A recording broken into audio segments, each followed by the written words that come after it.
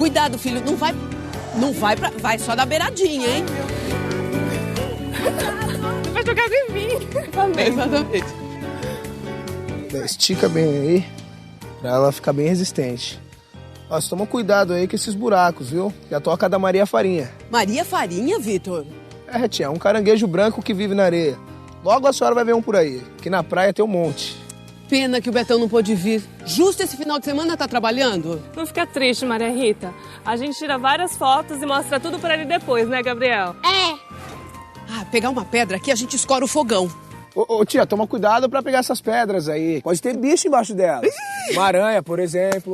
Essa aqui é uma praia virgem. E somos nós que estamos invadindo o lugar deles, né? É verdade. Se a gente pensar assim, tiver cuidado, vamos todos conviver numa boa. Já vi que esse final de semana vai ser cheio de aventuras.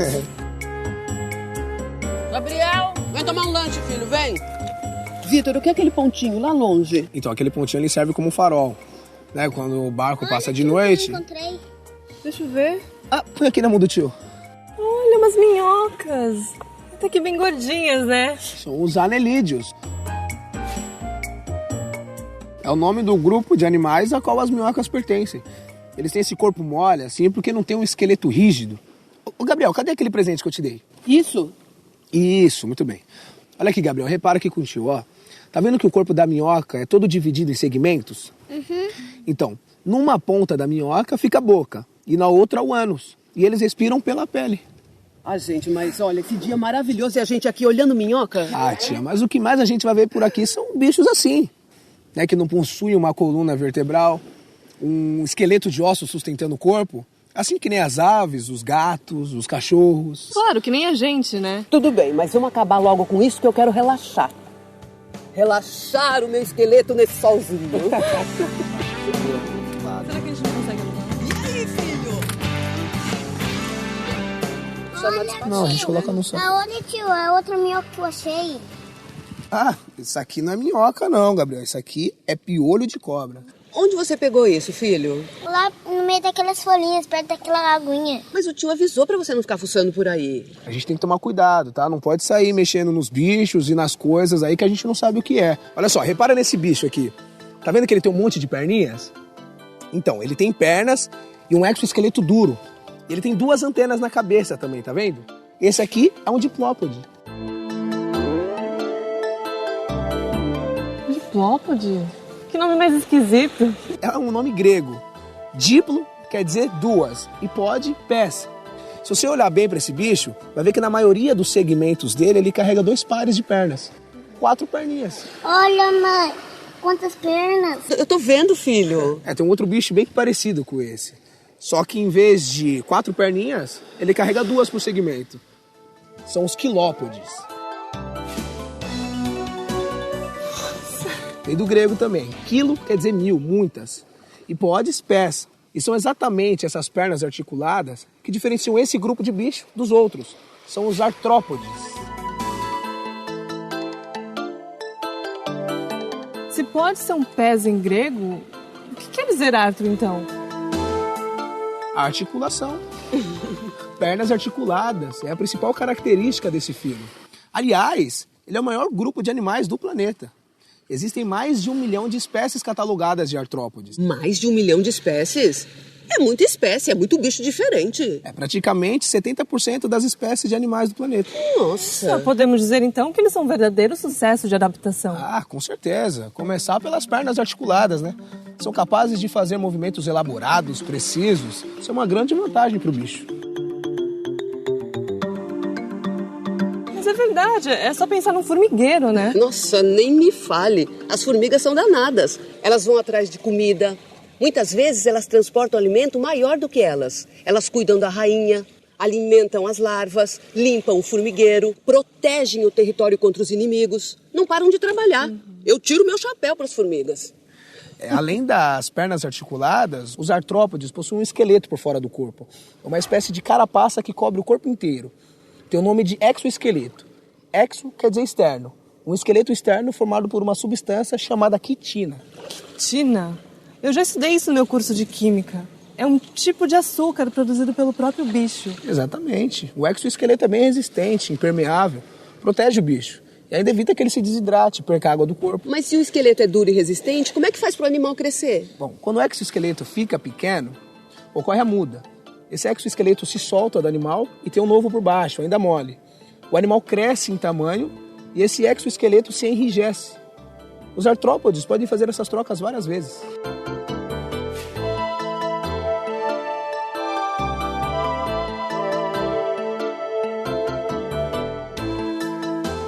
Todos os insetos são divididos em 3 partes.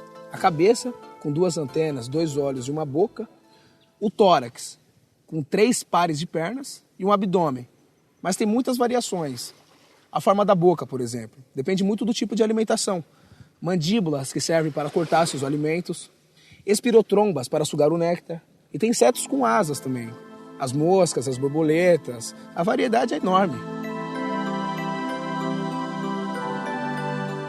Entre as mais de 1 milhão de espécies de artrópodes, a grande maioria, cerca de 900 mil, são de insetos. Só de besouro, são mais de 250 mil espécies conhecidas.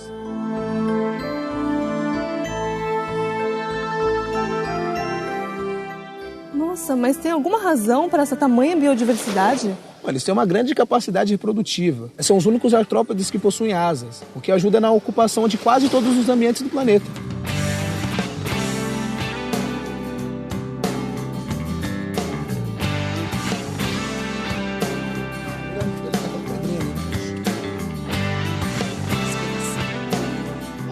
Mosca e pernilongo eu até aguento. Agora inseto como aranha e escorpião, morro de medo. A aranha é artrópode, tia, mas não é inseto.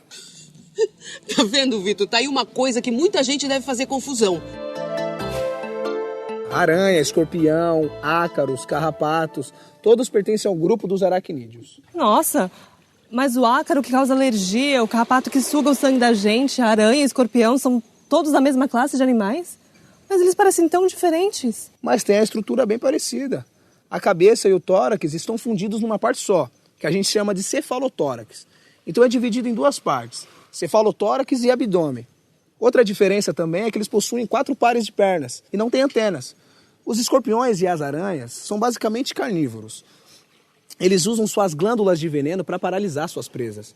As glândulas ficam numa estrutura acima da boca, chamada quelícera. Normalmente, esse veneno não faz mal para o homem. E como as aranhas fazem para tecer as teias? Elas têm glândulas no abdômen que produzem esse fio, que serve para construir seus ninhos, para tecer as teias onde vivem. São as glândulas fiandeiras. Gente, o papo tá ótimo, mas eu tenho que ir atrás do Gabriel. Não sei onde ele tá. Agora vai ser a hora do mergulho. Longe de aranha, de escorpião, fui! Peraí, tia.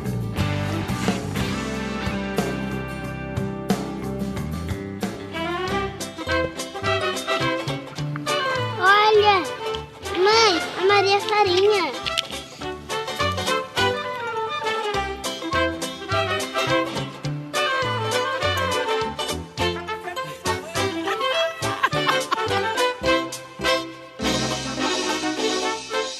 Esse é um caranguejo que vive na areia.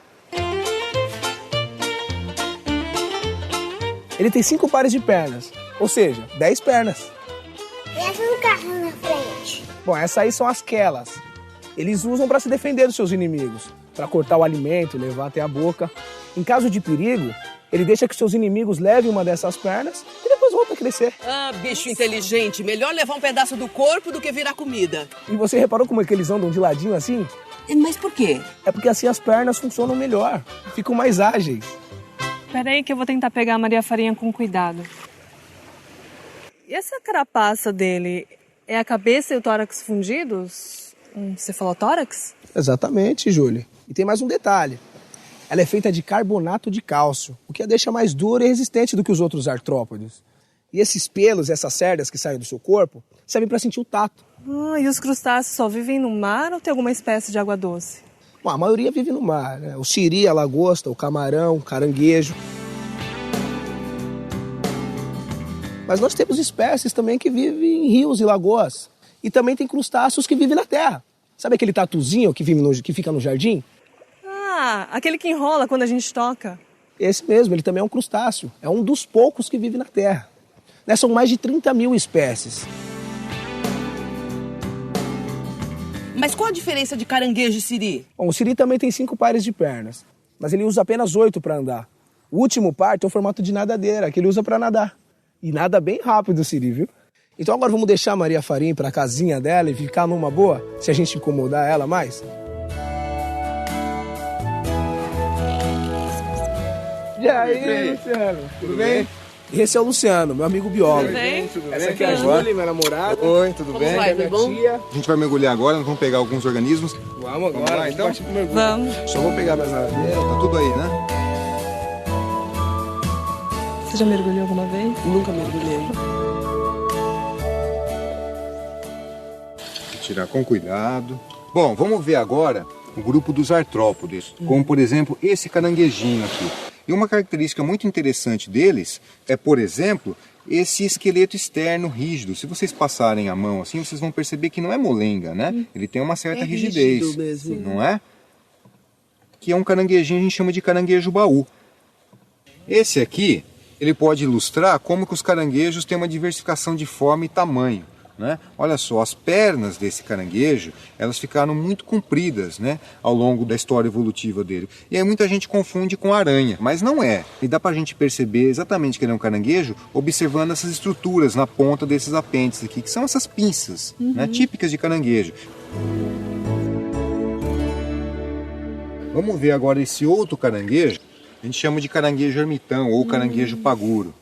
A parte de trás do exoesqueleto dele, ou seja, o abdômen, é mole, né? O exoesqueleto não é tão rígido. Então, ele se valeu de uma estratégia bastante interessante. O ermitão, ele procura conchas de caramujos que estão desocupadas, né? Que portanto não foi ele que fez. Ele vasculha o leito do oceano à procura dessas conchas. E aí quando ele acha uma concha que ele acha que convém, ele começa a viver dentro. Então ele protege o abdômen contra a predação, contra o fato de se poder se machucar, né? Se ele se esbarrar em algum local. E ele começa a viver aqui dentro.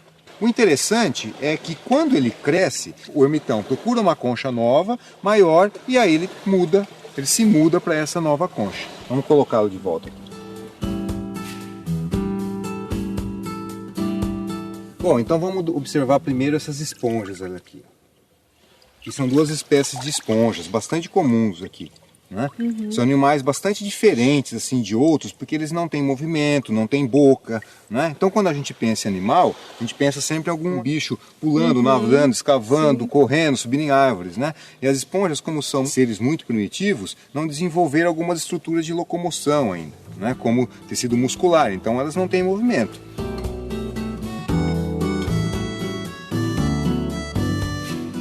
Vamos dar uma olhada nesse outro organismo aqui, ó. É uma estrela do mar. Ele é um equinodermo. Eu coloquei ela aqui com a parte da boca virada para cima para a gente poder observar os pezinhos ambulacrais. São essas estruturas pequenininhas aqui se mexendo, percebe? Mas como ele gruda? É uma pergunta interessante, Gabriel. Como é que ele gruda, né? Ele pega a água do mar e aí faz uma pressão interna e a água então ela incha esses pezinhos. E aí os pezinhos têm algumas ventosas que vão grudando no substrato. Então vai grudando nas pedras, nas algas e aí o organismo ele vai se locomovendo.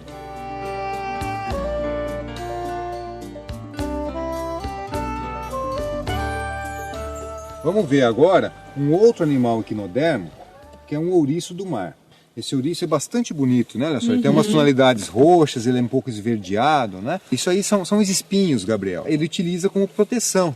Aqui na parte de baixo, o ouriço ele apresenta a boca, né? Dá pra gente perceber. Bem aqui no centro, tá vendo aqui, Gabriel? Olha lá. Estão vendo alguns dentinhos pequenininhos, branquinhos? Sim. Com esses dentinhos, o ouriço ele vai raspando as pedras, raspando o substrato à procura de alimento. Então ele come algas, pequenos animais, detritos, né? É um animal que se alimenta de bastante coisa diferente.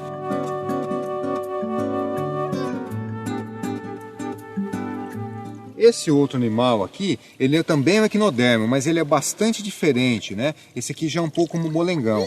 Vocês perceberam ele jogando água para fora? Sim. Isso aqui é água do mar, que ele põe para dentro do corpo para poder fazer funcionar o sistema ambulacrar dele, que é aquele sistema hidrovascular que esses organismos têm. Né? E na parte de baixo dele, aqui a gente vê os pés ambulacrais.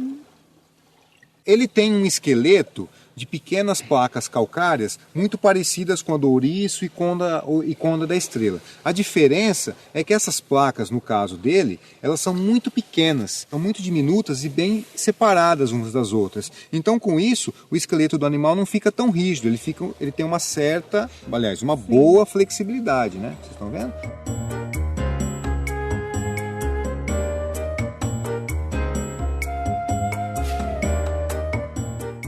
Bom, vamos falar aqui agora um pouco dos moluscos. Eu e o Vitor coletamos aqui alguns caramujos.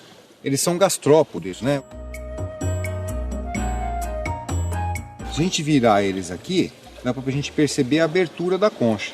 Toda vez que a gente pega um caramujo, a tendência dele é se esconder dentro da concha. Mas alguns colocam uma parte dele para fora, como esse aqui, ó, que vai colocando então uma parte do pé musculoso dele para fora. Então ele vai rastejando com essa estrutura, fazendo contrações e vai se locomovendo no oceano.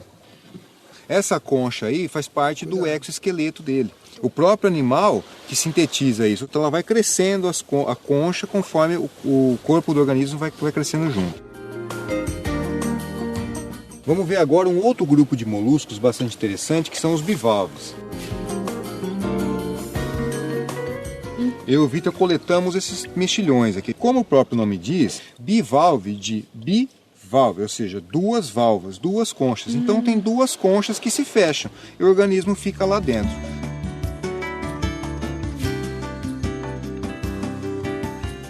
As lulas e polvos já são outro grupo dentro de moluscos, né, que a gente chama de cefalópodes.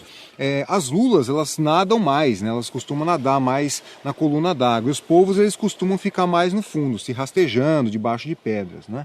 Polvos não têm concha. Polvos perderam a concha na sua história evolutiva. E as lulas têm uma concha bem flexível e interna. Então vamos devolver eles lá no mar e depois dar uma olhada no costão, então? Bora, vamos sim. Vamos lá? Então, vamos Luciano, lá. Eu não vou, muito obrigada. Mas, como, mas eu tenho que terminar a minha comida. Aliás, você está convidadíssimo. Então acho bom você ficar mesmo. Tá bom? Está convidado para almoçar com a gente. Tá bom. Agora, sempre lembrando que tanto os animais que nós observamos, quanto os outros que a gente vai ver lá no costão, sempre que vocês forem manusear, muito cuidado para não machucá-los, né? Devolver sempre no mesmo local, não manusear com a mão impregnada de protetor solar, repelente, cosméticos, enfim, né? A gente tentar preservar o bem-estar deles.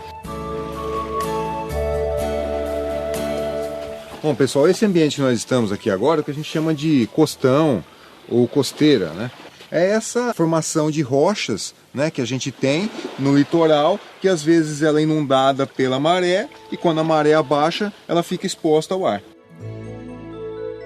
E o interessante é que aqui dá para a gente observar vários organismos que estão adaptados justamente a essa variação. Então é uma vida dura aqui, né? Eles às vezes sofrem com ressecamento, né? E sol, às vezes chuva, né? Então nesta pedra aqui, se a gente observar bem, dá para a gente perceber algumas protuberâncias, umas coisinhas em cima das pedras. Isso aqui são cracas, é um crustáceo. Elas têm um conjunto de carapaças que se fecha quando a maré abaixa, então o organismo fica lá dentro esperando, né, se protegendo do calor, se protegendo da desidratação, fica lá dentro fechado e quando a maré sobe, então essas carapaças se abrem, e o organismo então pode fazer circular água, pode se alimentar, né?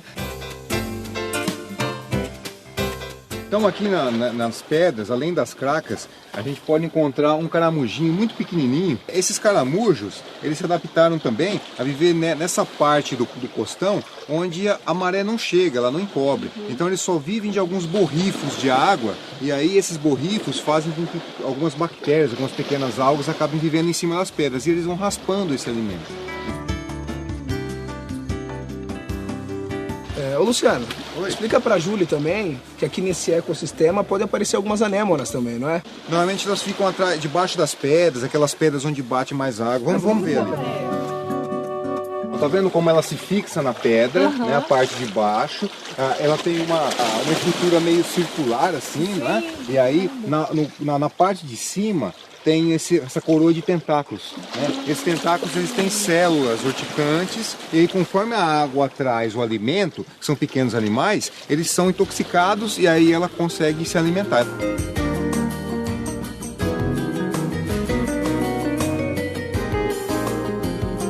As águas vivas, anêmonas, corais, são todos de um grupo que nós chamamos de quinidários. Eles têm uma aparência meio gelatinosa, né? Às vezes quando a gente anda na praia e vê uma água viva encalhada assim, ela tem uma aparência, parece uma gelatina.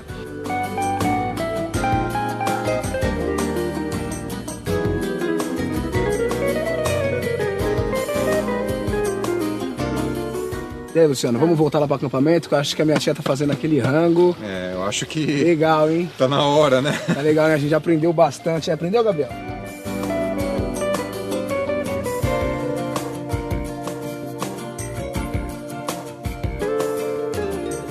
Ah, nossa, tia, eu tô cheio de fome. Olha o que eu fiz especialmente pra vocês. Tá bonito, hein? Mexilhão a vinagrete. Legal. E como é que foi o passeio? Foi ótimo. A Júlia tirou várias fotos, a gente manda pro Bertão. Gostaram?